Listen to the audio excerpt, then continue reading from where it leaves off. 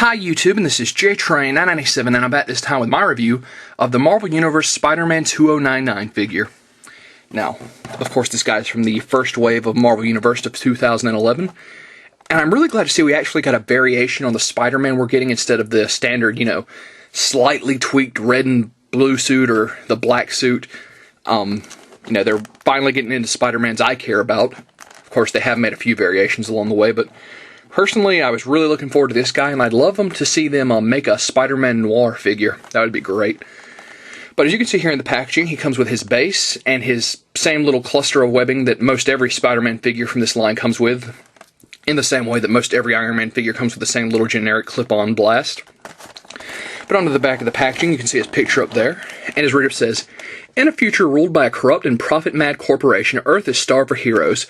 Spider-Man 2099 is the first of many to fight back against the scheming of Alchemax. Granted his powers in a laboratory accident, he fights the company from within and uses his technical genius to keep his identity hidden from the high-tech public eye security forces." Down here you've got a picture of Doc Samson, Spider-Woman, and Captain Marvel, and a picture of Steve Rogers, where before it's been Nick Fury, and after that Norman Osborn. But a great looking figure. Let's pull him out of the packaging. And here we have Spider-Man 2099 out of packaging. Now, as you can see, his little web cluster is clipped on his arm.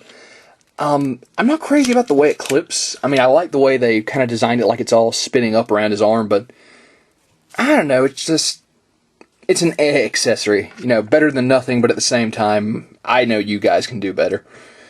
So, throwing that off to the side.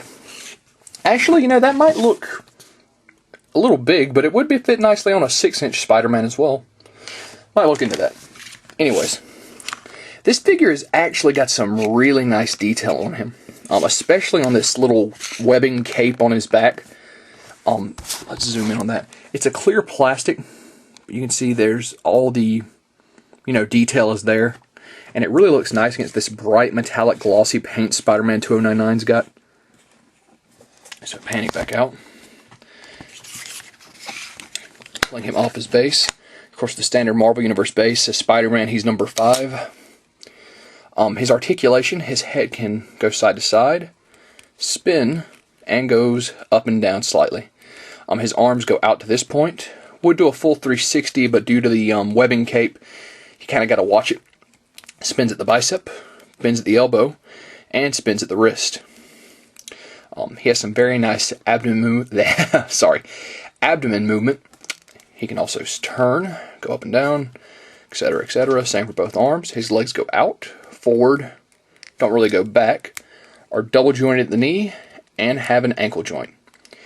His articulation on his legs seems to be a little bit loose for coming straight out of packaging, but it's not terrible. So, let's peg this guy back on his base here. So, Spider-Man 2099 is a solid figure, but the truth is, with the Marvel Universe line, I really think they're overcharging. I mean, these figures are running you around $8 a piece, and that's just too much. Now, that's not to say I don't think they're good figures, I just think they're overpriced. Much like the other characters in the wave, Captain Marvel, Doc Samson, I thought they were decent looking figures, but, I noticed a lot of things like, some paint error in the packaging. I'm just like, for that price, I don't want to take a risk on this guy sucking. So when I found them all on sale, I decided to give this whole line a chance, and Spider-Man 2099 has been a surprising figure. I definitely think he looks great.